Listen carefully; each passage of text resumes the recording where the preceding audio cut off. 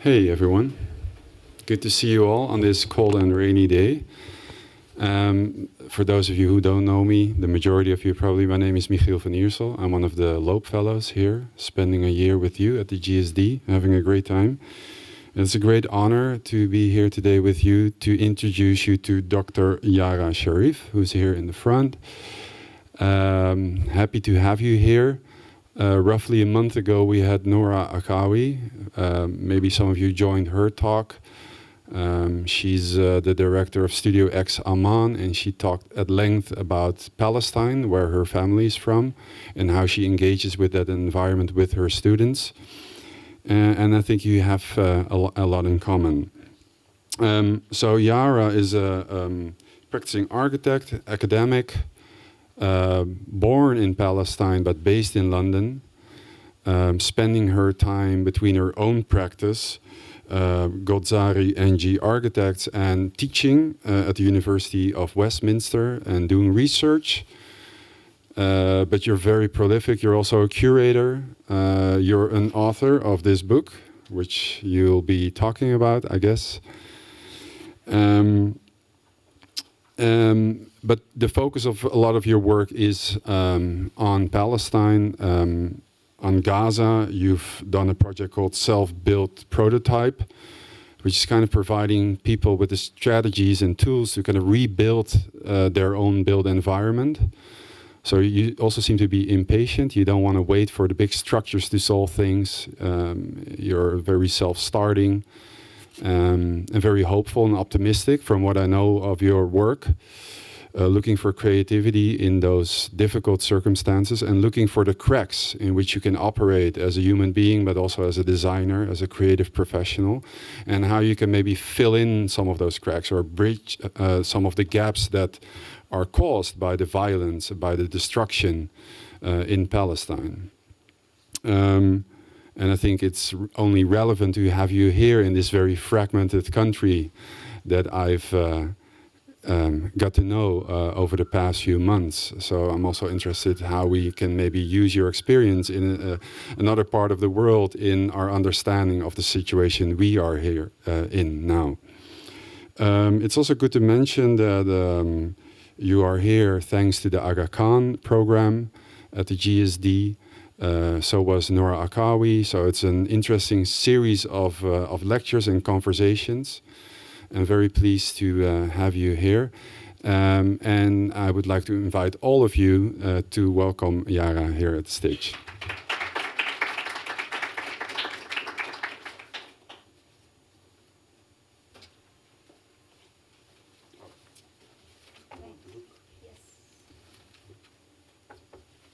Thank you very much for the generous introduction. Can you hear me all right? Yeah.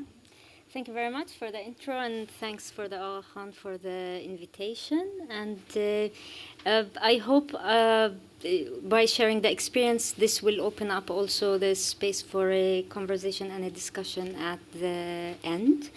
I'm really lucky to be here for different reasons. First, because this is a fantastic university, and I've managed to sneak a peek upstairs yesterday and see the fantastic creative work that you've been doing, so it's really nice. I must also admit that I felt a bit important when I was invited here because of the welcoming that I've received and all the extensive security checks that I've had since I've about to board in the airport. So that's something definitely that I will never forget. So being Palestinian is always kind of accompanying me, but it's something that also has shaped me as an architect, and this is what I would like to share with you from an architectural point of view.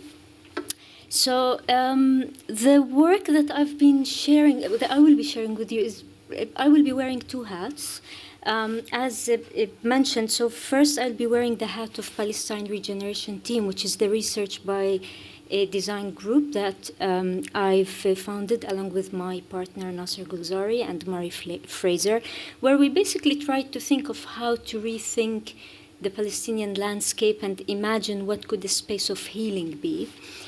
But also as a practitioner, as NGO architects, where also we try to apply these ideas or speculative ideas or conceptual approaches to dealing with the landscape and apply it in reality on live projects on the ground. And also there is the hat of me as an academic, where a lot of the times the projects also are, the students are involved with us on the, in the field, and probably I might bring in some of those also into your attention if the time allows. So the presentation that I'm going to be doing is really very much building on my experience working and living in Palestine and how it shaped my approach. So it will be mainly about kind of the conceptual approach of how I started to reread and rethink the landscape. But I will also share a life project or a life experience which is ongoing to see how I try to implement these ideas on the ground. Probably, I don't know how many of you have been to Palestine or visited Palestine or, yeah, that's nice. So for those who are not familiar with the context, probably this is one of the typical scene that you might come across when we discuss the Palestinian-Israeli issue. The division, the separation line, the checkpoints, kind of like the artifacts of occupation and extensive border lines which are visible and invisible, that is separating Palestinians from Israelis, but also separating Palestinians from themselves, from their homes, from their lands, from one another. This is this kind of extensive kind of separation made our life very much circulated around how we try to defy immobility and chaos that is created by the occupation. And this is the top left photo is my friend Dalia, who is going through the sewage pipe that is connecting Ramallah with Jerusalem. The images at the bottom are extracts from the film called Infiltrators by Khaled Jarrar. And it basically just shows what it means to go through this sewage pipe, where you have to put these blue plastic bags in your on your to wear them basically, so you don't get filled with sewage and cross through. And this has been part of my experience as well, having lived and worked in Palestine a substantial time of my life. So a decade ago or so, when I was trying to shape my identity as an architect, I became no longer able to live within this subtle acceptance of the norm that existed in Palestine. I needed to zoom out in search for a breathing space beyond the constraints of the Israeli occupation. I needed to search for a broader narrative where life is bigger really than the city and the adventures that it involves, like sneaking into a Jerusalem through a sewage pipe, which, by the way, is only 15 minutes away from where I live. I couldn't reach Jerusalem. Somehow I made it to London. Between zooming in and out, I was struck to realize that the Palestine seen from an outsider lens is slightly different to that seen from an insider's perspective. It's not that the signs are not there. The separation wall, the contested map, the confusing landscape, the uncertainty of where Palestinian spaces start or end are all there. When viewed from the inside, however, we Palestinians have to live with every single details of those in our everyday life. The absurdity, the irony, the subversion, the invisibility, and the sheer sense of chaos that comes with it forms exactly that experience and what my work is all about. Finding spatial possibilities in these little details of everyday life where we have to go through and we have to find spatial means to resist. And maybe it's not to resist, it's more probably to survive, is what I've been interested in. In Palestine, time and immobility started to kind of shape up the landscape and shape up also our life and identity. So what I've been trying to do is to explore through design this landscape I call landscape of uncertainty, and explore what I call this art of spatial resistance that is taking place on the margin, when a checkpoint occurs, people try to find alternative means to pass through.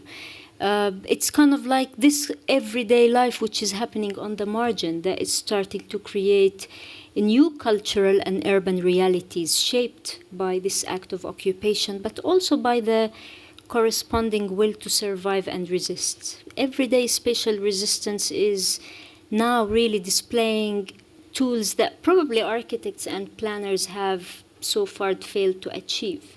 So it's this informality of everyday life, it's this kind of spatial means that the Palestinians have been doing that I've been interested in capturing, celebrating, and thinking if architecture could facilitate something for these communities.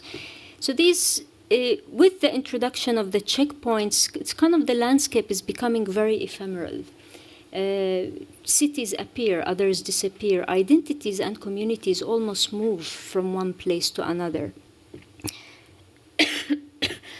This hidden dynamic topography that is born out of these extreme conditions is very much empowered by invisibility. Invisibility is becoming a kind of an important aspect as a tool of empowerment in Palestine. This is an image of Palestinian workers who are considered illegal, using the night as an important form of invisibility to sneak to work in Israel. In Palestine, almost 1/3 of the population relies on construction, and with the introduction of the checkpoint and the enclosure that happened, suddenly 1/3 of the Palestinian population found themselves unemployed. And therefore they started to find means to sneak into the Israeli side in search for work and livelihood. So with all of these kind of informal practices that are making changing the landscape, a daytime landscape different to a nighttime landscape, there was something to kind of think about of how could these network or how could these invisible network become means to change the landscape? Could they become means to connect? Now, exploring these ways or means for me to reread these networks, but also to document them and redraw them on a map was really very important for me to work in. And this comes from me living and working in a space that has always been divided by geopolitical conflict, but most importantly because maps always played a very important role in shaping our life, politics, and landscape. And it is not a kind of a surprise, and it's not specific to Palestine, but maps were never neutral, and maps can never be neutral, and it always tends to exclude certain communities and include others. In the case of Palestine, the powerless, which were the Palestinians, were excluded. And this was probably best described by Edward Said when he said, in the history of colonial invasion, maps are always first drawn by the victors, since maps are instrument of conquest. Geography is therefore an art of war, but can also be an art of resistance if there is a counter map and a counter strategy. So really, kind of very much inspired by Said, it was kind of an obsession for me as a Palestinian architect to think and to make sure that we as Palestinians draw our own map. And this is particularly of importance because, similar to many countries that has been colonized, maps were never drawn by the Palestinians. During the British Mandate, the maps were drawn by the British, and then later when the Palestinian-Israeli peace negotiations were happening, mainly the Oslo peace agreement, again, the maps were never prepared by the Palestinians. So for me, it became very important to think that first how to draw our own map, how to make sure that we're not absent or alienated or excluded from the landscape, but most importantly, this contemporary Palestine that is now emerging in these leftover spaces, the informal Palestine, how to document that. So kind of going back to say pre-occupation of Palestine, or probably during the colonial mandate, and also prior to that, the British mandate, Palestinians have always been rendered absent from the landscape. They've been absent from the map, but they also have been absent from the landscape. Issam Nassar best represented that as occupation through imagination, where the landscape is always, Palestinians are always seen absent, probably to back up the myth of a land without people for people without a land. But in fact, those Palestinians, that landscape with its outstanding natural beauty, with its treasures, orchards, the man-made terraces, all have been constantly reinvented through maps and through imagery. Palestinians who actually inhabited and cultivated the land with their everyday life have been completely left out of the pictorial scene as if they have disturbed it. And therefore, for me, it became very important to make sure that, probably as a Palestinian, I learn from that lesson, and I make sure that our narrative is documented, and probably also that there might be a need to explore new means of representing and documenting that landscape beyond the two-dimensional perspective of the map. And that's why I was thinking that maybe we do need to find new means of representation. And for me, say, as a Palestinian that I was living in Palestine, I must admit that also being confined within physical boundary, it's also that mental space of imagination becomes very limited. And therefore, for me, exploring new avenues or expanding my mental space of imagination became very crucial. And that meant that I would want to allow myself to also explore speculative forms of defying the landscape, defying the power of lines that has been exhausting on the surface. So for me, in order to do that, probably one of, I would say this is kind of one of the starting points of how I kind of started to shift my approach in how to read the landscape. I started to read it from a sectional point of view, where I no longer read it only as a surface, but I started to read it more as surface, air, and underground. And whenever I think of the landscape, I start to see what if I step away from that exhausted surface that has been really overwhelmed by borders and power of lines. So the work started by me really as a process of research through design, starting to explore how the importance and the role of drawing in thinking of means to bridge that gap, to bridge that fragmented landscape. But also drawing started to play a role in me identifying and going away beyond the conventional map to also mark the informal practices that has been taking place, the invisible practices that has been taking place.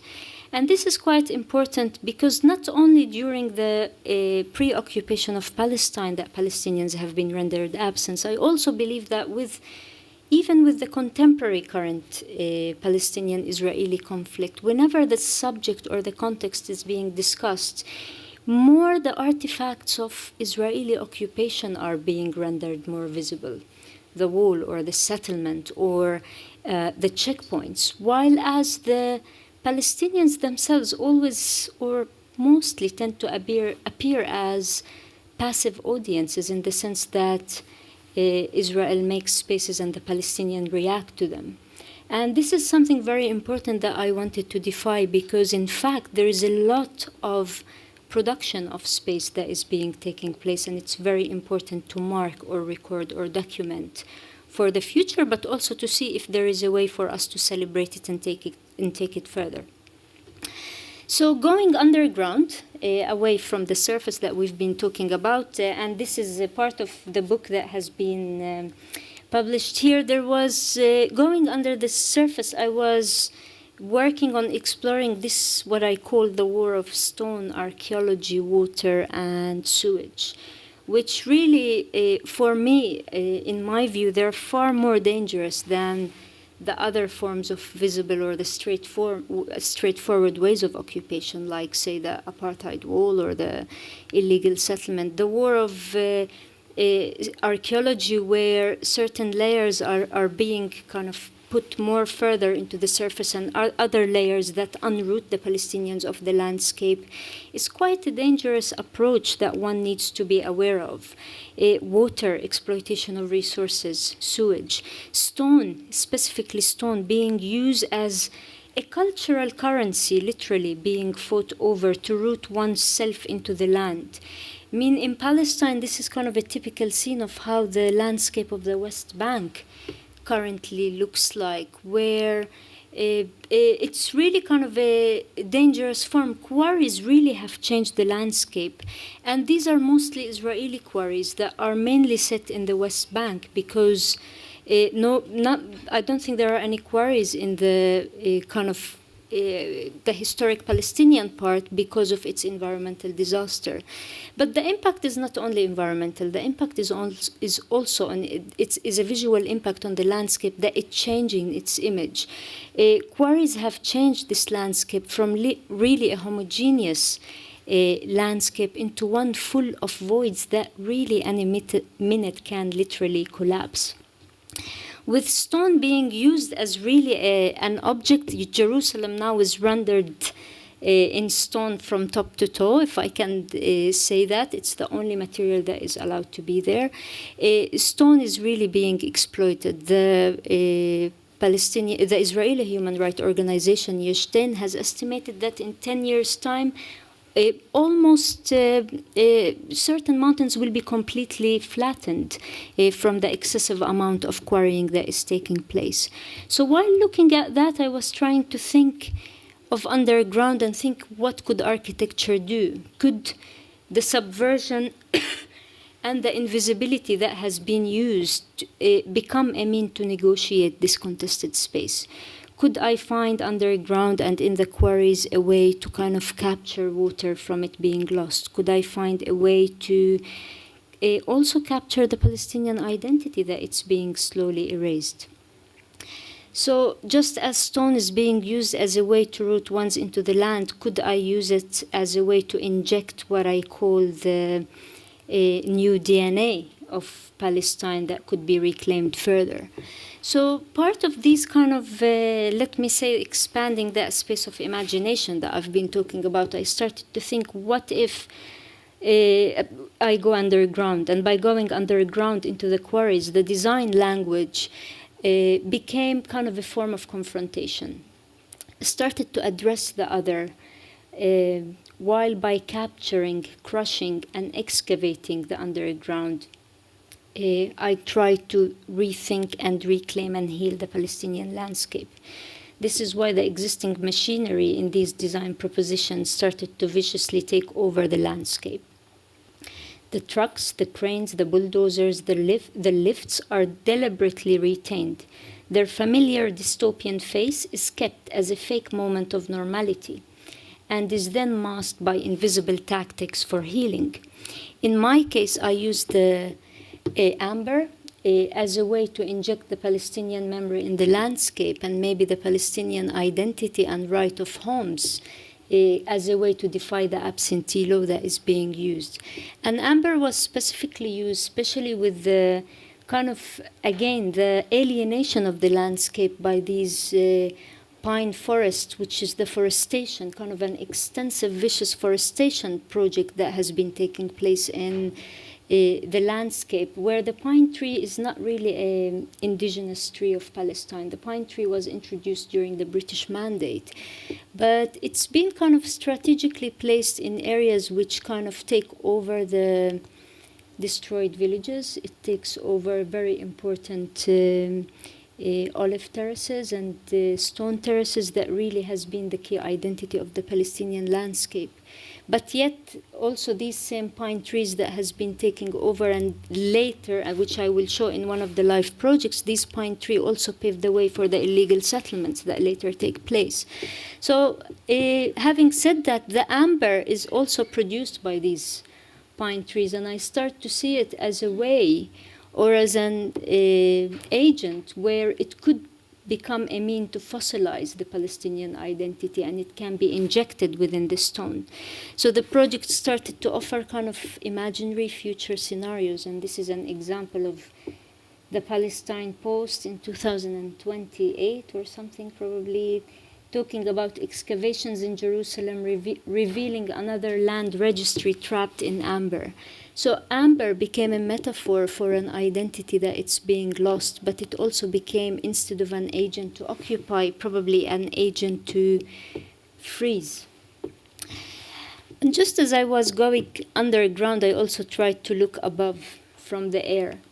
And here the airspace is another discrete dimension absent from any political maps. Yet in reality, the air is cluttered with military airways and surveillance system that makes Palestine, I think, one of the most looked into lands in the world. Ironically, this same air that is being watched is also a habitat for 500 million birds that cross it every season, being one of the busiest corridors for bird migration in the world. What was intriguing to me while I was doing the research is to realize that the biggest war the Israeli Air Force have ever faced in their life was actually the war of birds, where birds have been crashing their military aircrafts, causing far more damage than any war that they have ever went through. So I started to see whether birds could become a mean to reclaim the landscape. And even that aspect of bird is contested in that context, which was, I don't know if it's ironic or not, but while I was looking at the research and I came across this idea of the Israel nominating the hoopoe bird as the national bird of Israel, being one of the most Zionist bird. And I was questioning, what is a Zionist bird? And it was saying it's a bird that takes good care of its children and uses creative tactics to defend itself. It's not a songbird. When it wants to take over territory, there is no external difference between male and a female.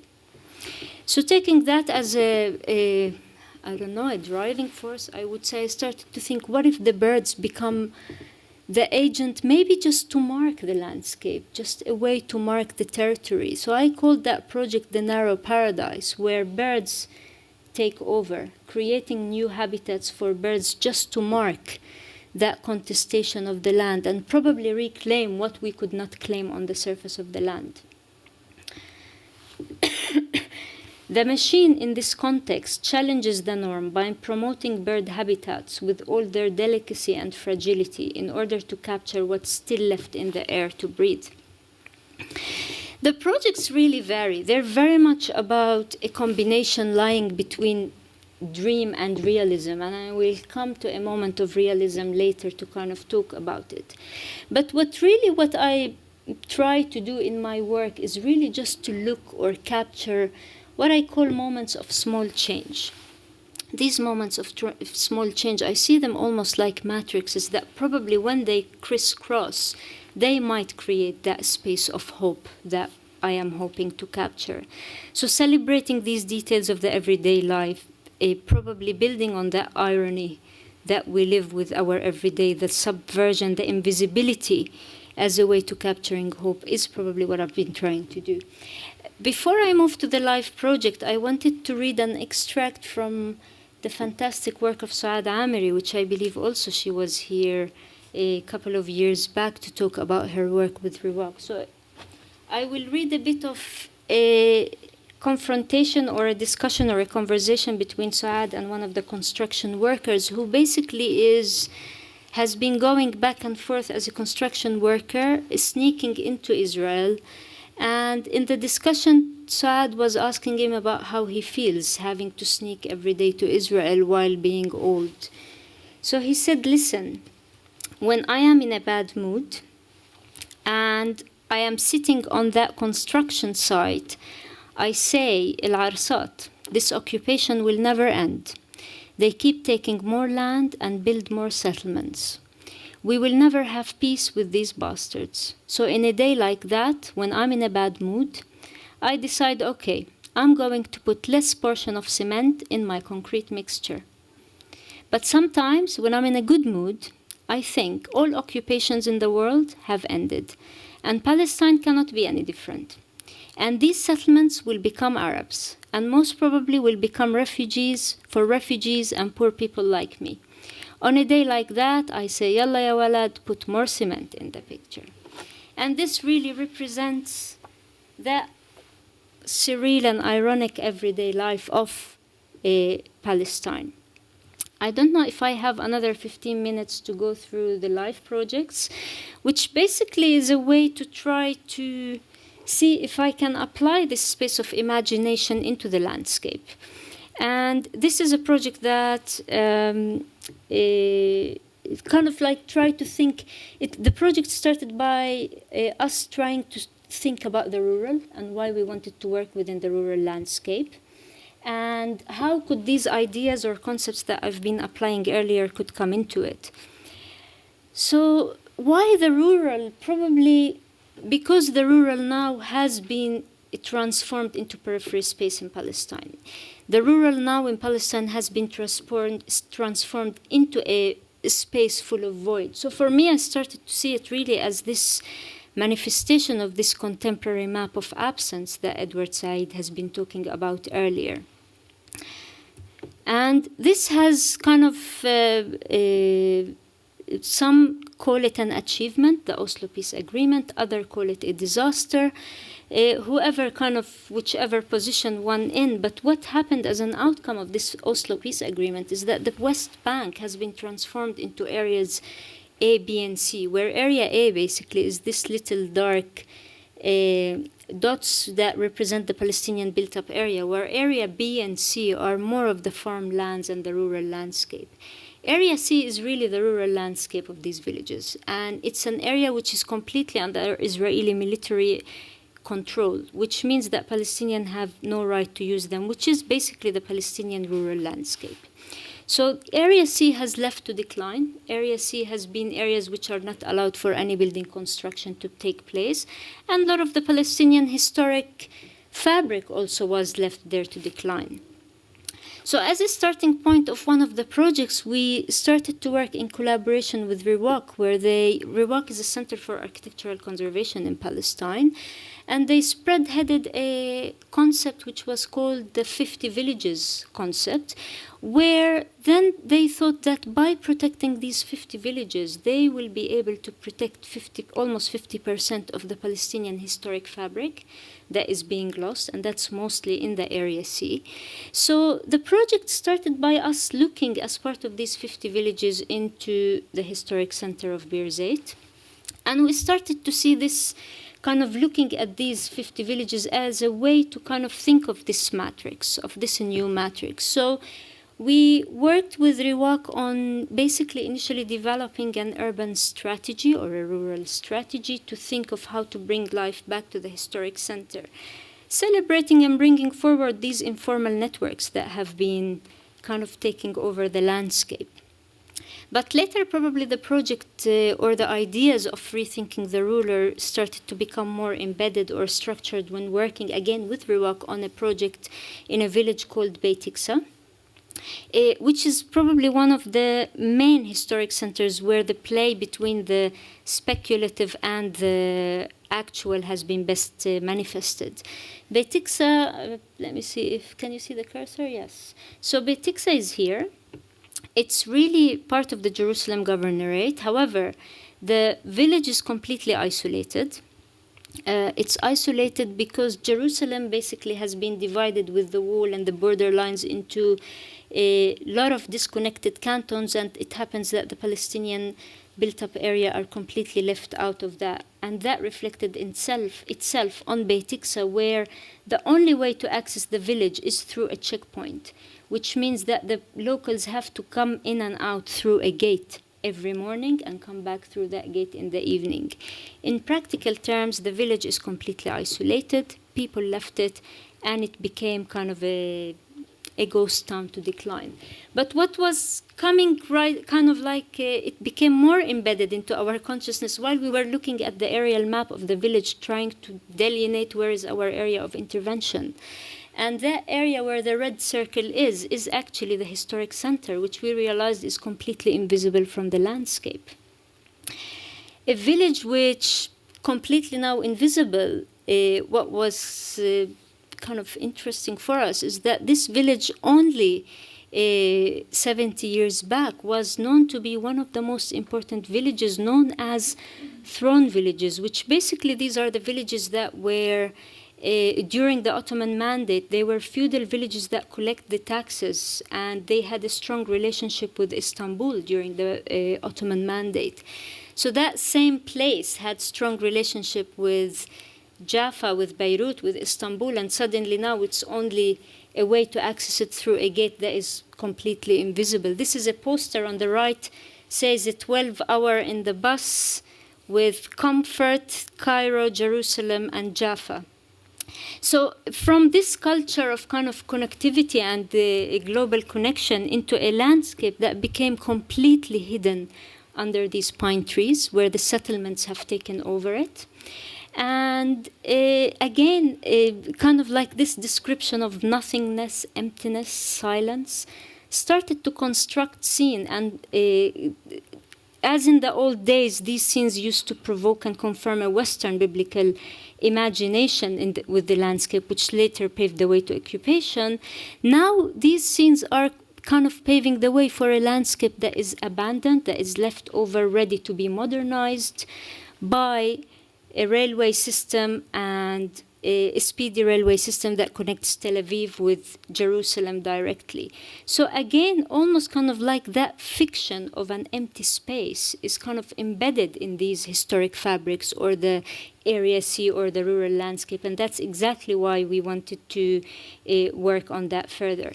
So the starting point of working on these rural landscape was us to think of how we can activate the rural and assure that it is not appearing as a passive landscape.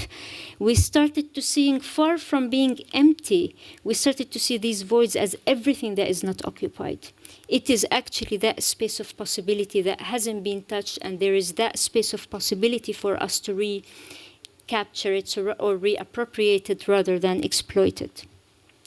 So going back to this concept of the aerial map and the fact that the landscape has been intentionally, during the 1967 war, the roofs have been destroyed by these villages, and they became just basically green wilderness growing on them to make them invisible. We started to think, what if invisibility becomes a way to reclaim the landscape? Could we reappropriate invisibility in this manner? And that triggered the concept of us seeing Beit Iksa as a series of stepping green roofs, where all these agrarian landscape that has been taken out by the introduction of the wall and the settlements and the pine tree. So we started to see the stepping villages as a way to reclaim the rural landscape, and they become series of small gardens where here specifically the woman would be taking care of them. The project also was, all of these, while I'm talking about these, I had in my mind this whole idea of the air and the idea of how air has been used as a way to exploit, but could air be a way to reclaim that landscape? So the green became a way to probably reclaim it, and maybe while it remains invisible, it could become a mean to empower until it is the right time for this landscape to take over.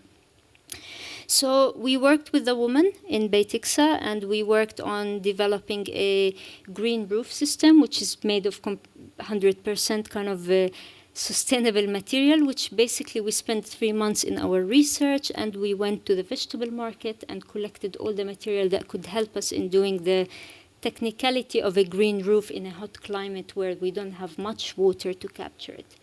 But while we were working also on the village, we tried to develop an urban strategy. And by developing this urban strategy, we tried to think how to get the locals from being trapped in that checkpoint to look outwards and to relate to the urban landscape and the rural landscape around them.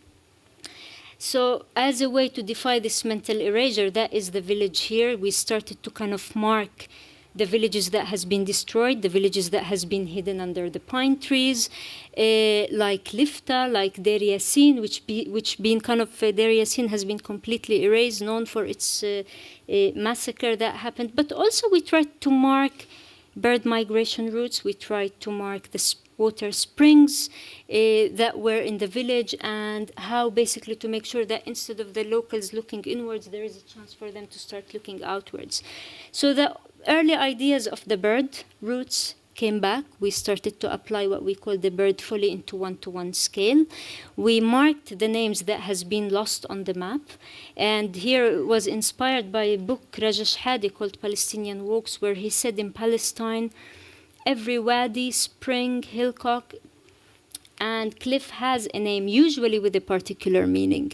So we wanted to make sure that we capture these names, put them in, but also we capture the informal routes of the workers who go to find jobs. We tried to identify them by what we called a memory belt and moments of whisper that we called, where each one of these moments mark or point out at a landscape. So again, we tried to locate bird migration routes in relation to the map and see how these could become kind of ways to connect us with the villages that we cannot reach. We worked with the children, and they had their own little habitats of birds that they used to create. But it was kind of an important way, again, to kind of work with the children to liberate or to create that space of imagination with them. So we had this interesting little exercise with them where we had the birds with cameras. This is not the original one, but we literally put cameras with the birds, and they flew, and the children all come again from villages that has been destroyed. Many of them has been from Jaffa, and they were just seeing this video with the aerial views of the landscape, and they had a fantastic kind of relationship, saying this must be Jaffa, this must be so and so, and they started to kind of name the villages that they were familiar with in stories but they've never seen.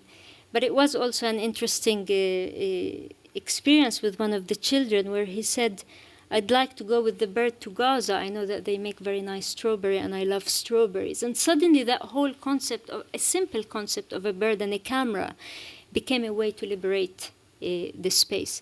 So coming to the end, so the project kind of zoomed in and zoomed out. But in all cases, what we were trying to do in this project is really just to construct conditions, to construct these series of small changes. It didn't matter to us as a principle whether that project was the eco-kitchen as it was originally done, but more about utilizing it by the woman and making sure that the space is used and the village is not abandoned. And it's not portrayed as a passive space. So these are kind of a series of the spaces, and this is kind of what we've been doing also with our students. We are now working on, I was just discussing that we are now working on a project to rethink the whole landscape together with an organization called Sakia.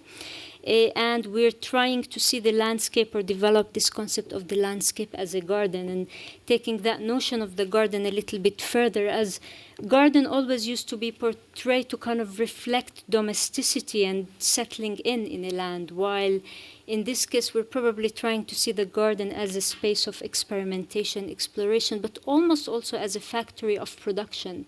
And what is that production is what we're working on now. So the images on the right is by Andreas, one of our students, and this is by Himali, and this is us with the students looking at the landscape. So I'll finish here.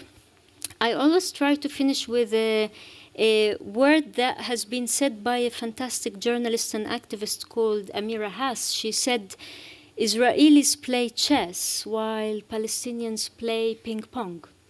And this always stayed in my mind, because I felt like in all the architectural interventions that we're trying to do, we need to play the chess game. And I believe that the game has now changed to become a chess game, and an interesting one.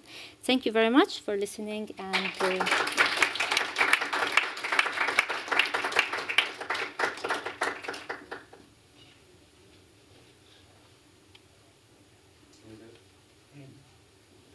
do you want to ask questions, or shall I? Yeah. Yeah, I can. Because she said a lot, maybe this is the right moment to just open it up. And for anyone who's interested, maybe raise your hand, say briefly who you are, so she also knows that. Thank you. I'm Eric Moed, second year Master's in Design Studies student here. Thank you for your talk, Yara. You're welcome. You started by mentioning the words hope, reconciliation, and regeneration, which I think as architects and designers we can all kind of get behind. But in order to do that for Israel-Palestine, I think we need to take a very honest and critical look at both Israel and the Palestinians in order to achieve that. if we would like to achieve it for both peoples, not have dubious histories and omissions of fact. So let's start with the wall, which was actually put into place in the year 2000 after over 1,100 Israelis were killed by over 73 suicide bombings. It did not come out of nowhere. It was Which law actually. are you talking about? Can I finish the question? Yeah, You can call it the separation barrier or the security wall, whatever you'd like to. Or I just heard you call it the apartheid wall. Mm-hmm. And that was installed over 50 years after the establishment of the State of Israel in 1948, which was established after the UN partition of 1947, 2 states for 2 different peoples, which the Israelis accepted and the Palestinians rejected, and declared war on Israel. So let's set the record straight with that.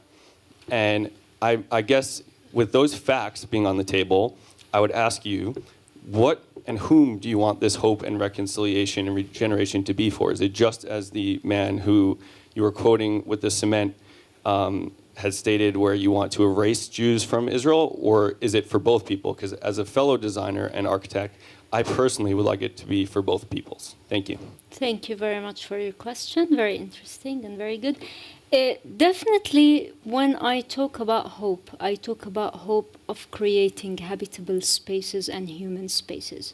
One of the very important things, having lived in Palestine and having experienced injustice, is to learn how to be human. So when I talk about hope, I talk about hope of creating habitable spaces. I do not believe that the wall is a wall of hope. The wall is dividing communities from each other. The wall is dividing communities from one another. There is a discrimination where your identity card defines what your rights are, and your nationality defines what your rights are. In international law, this is called apartheid and discrimination, and it's rejected exactly as the apartheid wall is rejected by the International Court of Justice. Putting all of that aside, really, I am thinking as an architect, and that's something when I came to do my architectural degree when I was doing my architecture degree, my tutor used to tell me, you're not a politician, you are an architect. How do you explore this through architecture? For me, it's far more important for the birds to claim and point out that this wall is rejected and refused. Refused from a human point of view, refused from a spatial point of view, and there needs to be a space to build and heal landscape rather than divide it. So for me, that's far more important. That's more important. It's the human being rather than who's who and who does it exclude and who does it include. I think it's that whole process of inclusion and exclusion that is very important when we discuss the Palestinian-Israeli conflict. And I think I don't want to get into the politics and the figures that you've went through, because I think this is not going to take us anywhere. I think it's far more interesting if we discuss more a creative and a spatial aspect of how we look into the landscape. I hope I answered your question. I'd actually like to ask a question as well.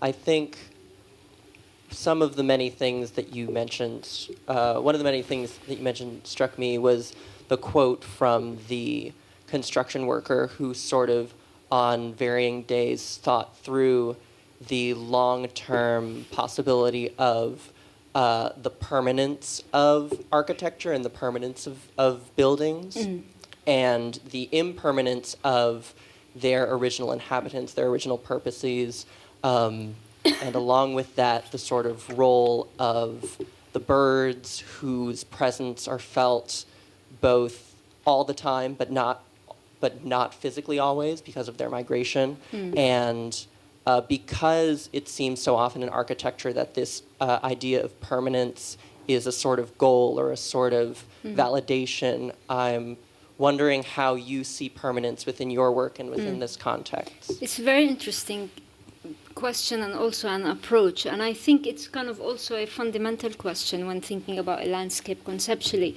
Actually, from what you're saying, if I am kind of to restructure what I've been doing, it's actually all about that space of, it's an ephemeral space that we've been producing rather than a permanent space. And I think there is an interesting aspect about thinking about the landscape from an ephemeral point of view, where you create ephemeral spaces that probably are not dominant and aggressive in the landscape, but it's the accumulation of these different networks and little small clusters that makes the change on the ground. And from my point of view, when I was thinking about the landscape, whether it is the birds, whether it is even reading these invisible networks of workers, I was trying to see how these ephemeral landscapes could create small moments of change that probably over time needs to become permanent.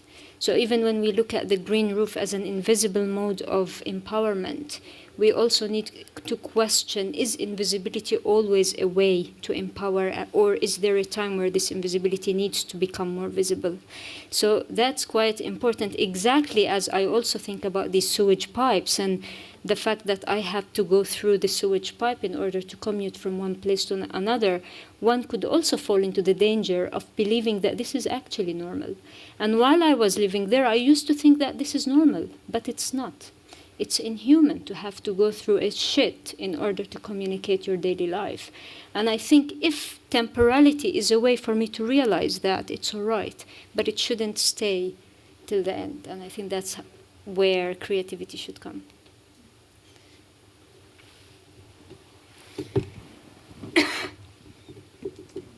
My name is Carolyn Poinelli, and I'm from the outside community. Thank you for your presentation.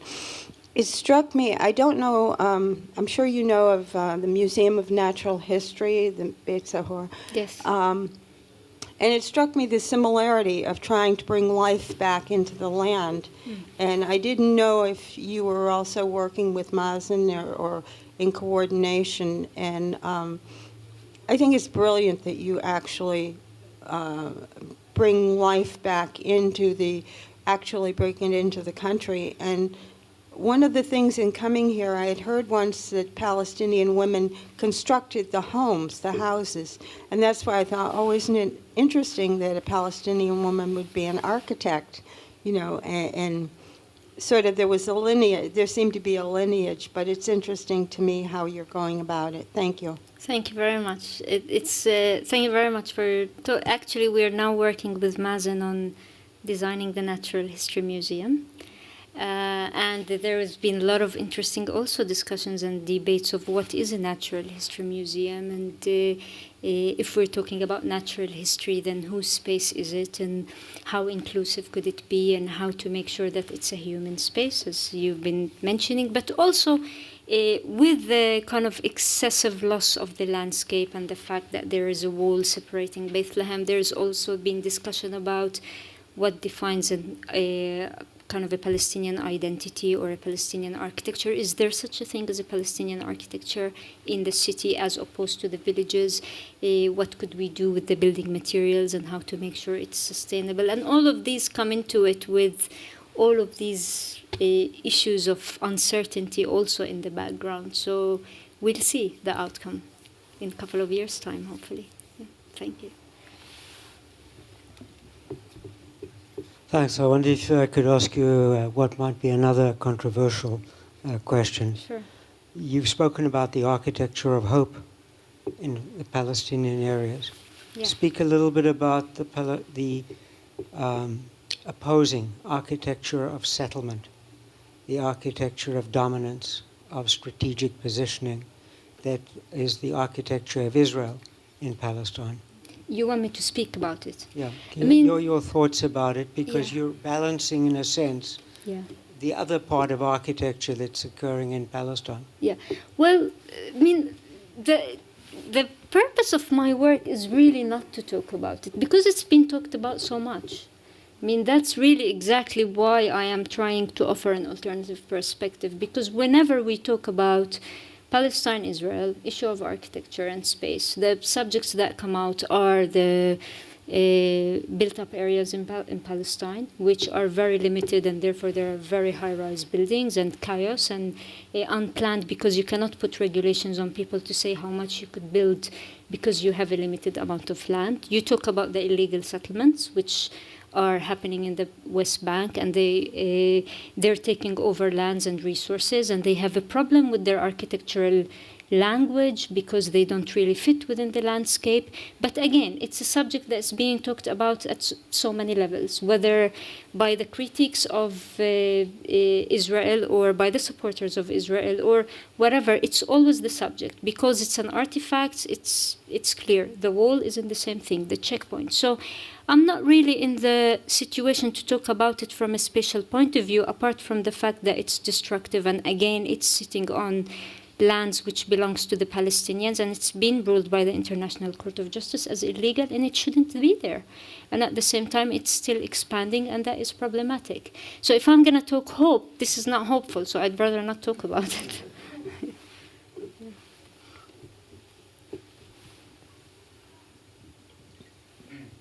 So thank you. In your attempt to provide these alternative views, I was wondering, how do you position yourself and who is your audience as well? So we had Noura Akawi here, and the projects she showed are pretty much in tune with what you seem to be doing. So it's really giving a voice to the unheard, shedding light on some of those hidden stories, finding a new language to tell those stories. At the same time, we have someone like Malki Tsushan, who is the head of ADPD here at the GSD, or Eyal Weizmann, using forensics to bring truth or to reveal some hidden information.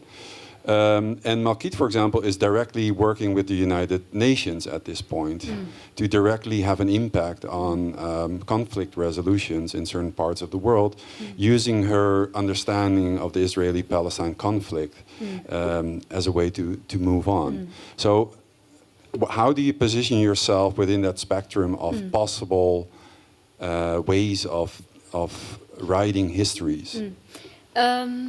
Difficult question, and it's a dilemma that I always have to also keep reminding myself of who are my audience and who am I doing this for and why. And there are two levels of, I would say there are two levels. There's the level of me documenting that history or documenting that important contemporary Palestine, which is the chaotic, the uncertain, the ephemeral Palestine that it's taking place, yet with creative means that are happening.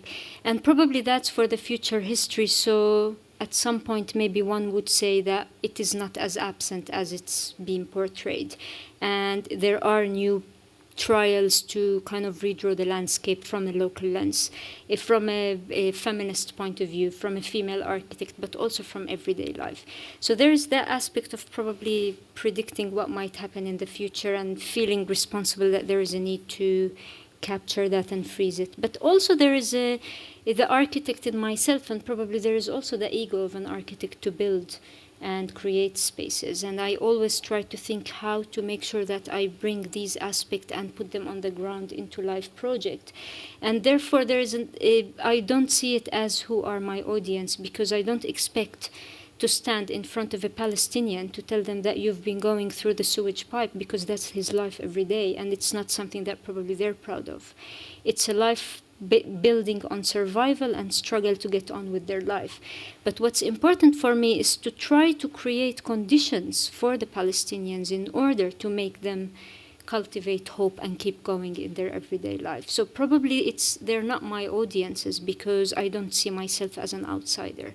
I am part of that network, and I am hoping that whatever I do, I create conditions for us to move on and cultivate hope. So there is the documentation at one end, but also the creating change on the ground at the other end. And that's why I always feel that there is a danger in us academics kind of theorizing things and yet at the same time we're very far away from the street. And I hope that I don't do that, and I don't want to be that. I want to make sure that whatever ideas I am developing or we're developing within our group, they are able to be implemented on the ground into real and live projects, which probably the people might feel their impact now or later. They might not see it in a similar way, but at least it does create a change on the ground. Hope I answered your question. Anyone else? Yes. Hi, Yara. My name is Lina. I'm also Palestinian from East Jerusalem.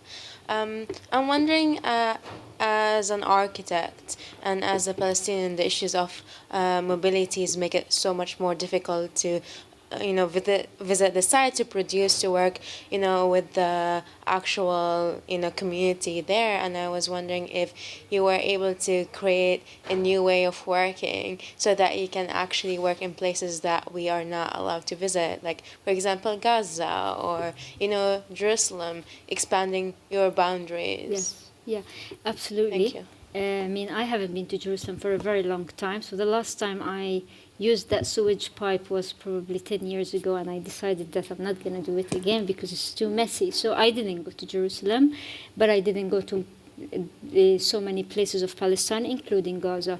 But I also try to use this aspect of immobility, or the ability of not reaching, as also a way of opportunity or a way of possibility, rather than seeing it as an obstacle. And Gaza is an example. I am half Gazan myself, and for instance, in our studio, we worked with our student on Gaza, where we called, the project then was called Absurd City, Subversity, which we're doing with Dean and Professor Michael Sorkin as well. We're doing now a publication together on Gaza. The whole concept of working on Gaza was actually to ask the students and those who haven't been, how do you reread a context that you've never visited? How could you represent a context that you've never visited, knowing that it's a very contested landscape, and how do you conceptualize it? So I don't see the fact that I don't reach these spaces as an obstacle. But even when I dealt with Jerusalem, because I couldn't enter Jerusalem, I started to read Jerusalem, especially when we worked in Beit Tiksa. I don't know if I'll find it here, but I started to read Jerusalem as the space of voids, or I started to read Jerusalem as Jerusalem of the edges, Jerusalem of the void, simply because I cannot reach it. So that whole way also introduced me to all these extensive amount of neighborhoods that have been excluded from the landscape. So yeah, that's how I've been trying to work. So sometimes I see the imaginary landscape as also a way of negotiating my way around it. And maybe we should admit that a lot of the Palestinians don't know their landscape because they can't reach it. A lot of the Gazans have never seen what the West Bank look like. A lot of West Bankers have never seen what the seaside looks like. And that in itself is problematic, and we need to document it. I can ask a follow-up question about like representation, because a lot of these areas now we cannot access using our technology, like you can use Google Earth or Google Maps. A lot of these areas are pixelated, blurred out, so we cannot even use the tools that we usually use to travel across the world and Yeah. collect these data, and Yeah. especially that even if there's data collected from these areas, it's publicized by certain groups, and Yes. sometimes you worry if these data is actually Yeah. correct. So how do you deal with these? I draw a lot what I call subjective maps or social mapping, which is a lot of the maps that, I'm going to stop at them. So that principle of social mapping, or redrawing my own map where I document, or I don't know, how do I do a zoom view? Where is the big zoom? Full screen. So I try to kind of draw my own maps to kind of represent that period, which obviously they are subjective maps because they're maps from a personal perspective. But I equally argue that there is probably inspired by most postmodern feminist theories, that also this subjective stance of you documenting the landscape from your own perspective and experience is also a very important way to support that objective way of documenting the landscape. So I'm using the subjective way of mapping to back up my objective way of documenting, if that makes sense. Have you tried asking the community to draw the maps? Yes, a lot of time, and I rely on them a lot, especially when I was working, for instance, and mapping the invisible network that used to navigate the landscape. I had to go with them through the journeys, but it was equally very important for me not to draw the map in the exact locations that they have been pointing out, because it's exactly the invisibility of these points that make them powerful. So I had to redraw them from that subjective way to make sure that they don't mark these points, rather just hint that there is that phenomena that is taking place, and social mapping could be just an agent to hint at it rather than actually documenting it, because otherwise it will lose its power and purpose. Yeah. You're welcome. Just a question in relation to this conversation actually is how the diaspora fit into the work that you're doing and within the region, but also, of course, within London and beyond. Yes. This obviously what I've showed is only a small fraction of a bigger picture. So the diaspora is an important part of the project, and we've been working in excuse me, we've been working on a project called This Sea Is Mine, where we tried to also think how do we document the Palestinian diaspora, their identity, their experience, and also kind of explore and negotiate their right back to their homes. So this whole notion of home and domesticity and what is home. So we've been looking at different means also to explore them, and I didn't bring any of those projects, but we were looking into this idea of the digital cloud as becoming a new mean for home for the diaspora, and there was a couple of projects, one which was called the Digital Flowers, which were digital gardens where the DNA of this diaspora has been implemented in that, and that was a project that we've done with the Palestinian Museum at some point, and then we developed that as part of the Palestine Biennale called Calandia Biennale, and it's an ongoing process now because we're exploring Gaza, but we're also exploring the concept of the garden. So just kind of like in this idea of the digital, I'm just going to show this image of Gaza at the very end, which I didn't show in the PowerPoint. Forgive me for the mess. So, for instance, when we were exploring Gaza, we were also exploring the fact that most of the Gazans are refugees in the city of Gaza. And there is this whole concept of the Palestinian diaspora and how do you deal with it, but also how do you deal with that notion of home when somebody has been displaced from their homes almost twice. First, when they were refugees in 1948, and second, when they became displaced in Gaza. So we started to kind of rethink that whole notion or concept of home, thinking, if I may just read this, in the context of Gaza, where the whole city fabric has become exposed, and that relationship between internal and external is blurred. Gaza is no longer dwelled in a conventional sense. So that relationship between the street, the block, the room, and the living room is blurred. So how do you explore a notion of home? How do you explore a notion of domesticity? What does memory mean? And it's a difficult one. It's a difficult subject, but this is where the self-build Gaza is coming into it, but also kind of concepts of maybe a parasitic type of architecture that marks these ruins and marks this idea of being displaced. It doesn't rebuild it from scratch. Is something that we've been looking into, especially that now when the destruction of Gaza has been happening, there has been a lot of ideas and donors from Qatar and I don't know where, kind of coming and bringing these big mass projects which are kind of just a replica of homes that match one another, and this whole concept of memory and home and displacement have been erased. So we feel that it's important to document it and mark it as an important part of history, but also not to create a permanent residency for the refugees, so that ephemeral landscape remains. A difficult subject, critical subject, but we're trying to explore it at different fronts. Yeah.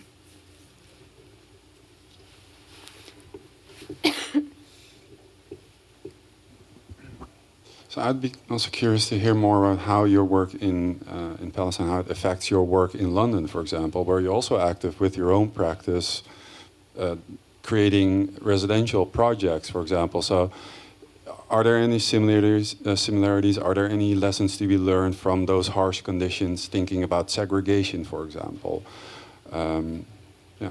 There are a lot of from a work point of view, there are a lot of, probably I might not say there are many similarities technically, but there are a lot of similarities between London and many other cities in the fact that London is a very multicultural city, and there are a lot of backgrounds that come to London, including diaspora and refugees and people of different backgrounds. And when one needs to think design in London and in contemporary city, also one needs to think how to become very responsive, socially specific, and reflect also on the political and economic condition and constraints that are happening. So in that sense, there are a lot of similarities. But obviously the context, the materiality, the way we do things is very different. The pace is very different. So from a technical point of view, they're slightly separate, but from a conceptual point of view, they're very similar in the way that we approach design and how we think these communities and how we think inclusivity, especially that London, again, is a contested city. Probably Palestine, Israel is more straightforward in terms of contestation, but London also has its own contestation, being a post-colonial city. Yeah.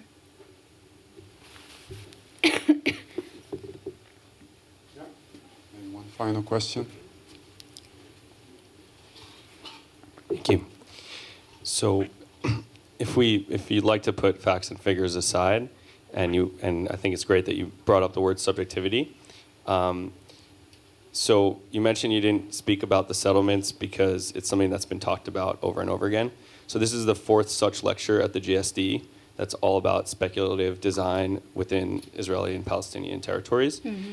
Yet none of them all of them have been biased. None of them have at all kind of come from a place of actually trying to use speculative design in all of its power to actually bring together people. And I think that that's really disappointing so far. And I was wondering if you could potentially comment on the idea of this kind of lineage of work, which, of course, it's not your fault, Yara, that you're the fourth in this line of presentations that Michiel brought up. But I was wondering what your thoughts about that are, because I think speculative design in this part of the world is extremely important.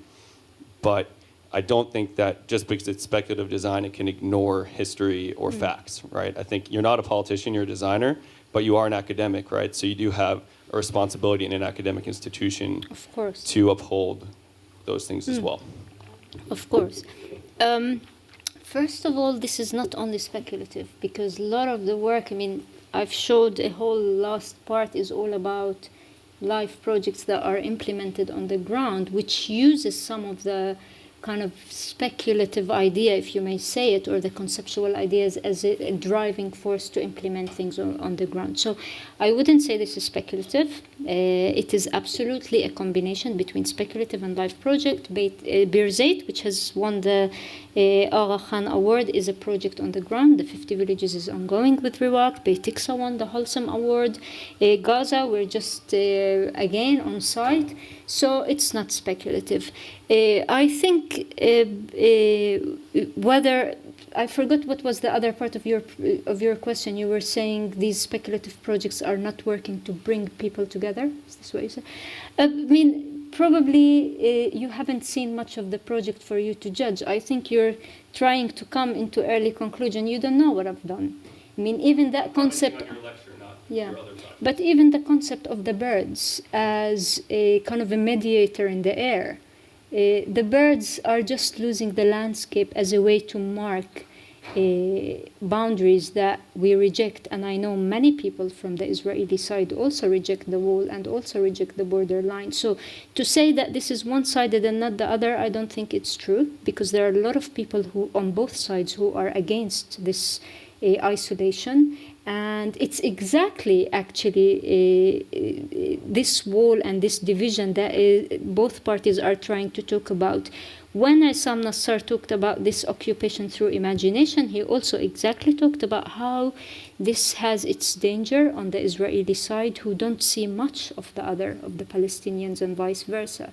And this has its danger, because the fact that you don't see the other and you don't know what's happening at the other end of the wall, it means that you don't care. And it means that if a disaster happens at the other end, you don't actually know. So defying the concept of wall, challenging the concept of wall of boundaries, is something that is talking about actually creating a human space for both.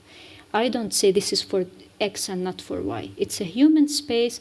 It's a space that talks about rejecting boundaries and rejecting monuments and artifacts of power that is destroying space. And I think that's a statement that is fair and it applies to everybody, and we can't say it's for this and not that. So You put this in, but I didn't say that, you're saying it. So I think it's important that we see it more of hope and more of imagination, and see it as a way to bring people together rather than the other way around. Yeah? Yeah, I'd love to see the wall come down. So, yeah, great. Thank you. Thank you so much for sharing your Thank thoughts and projects. Wonderful. Thanks. And I'm really happy that it triggered some form of discussion here, and I hope we will have other opportunities to continue this conversation here at the GSD, because it's really important. And I hope to have you back here in the future. Thank you. Thank you very much. Thank you for having me. Thank you for all the questions, and hope this becomes a platform for more projects to come and more debates. And it's what's beautiful about architecture is that it always raises question and find ways to critique and exaggerate, and there is no right or wrong. It's just a process of experimentation as long as we stay human. So thank you very much for the opportunity. Thank you.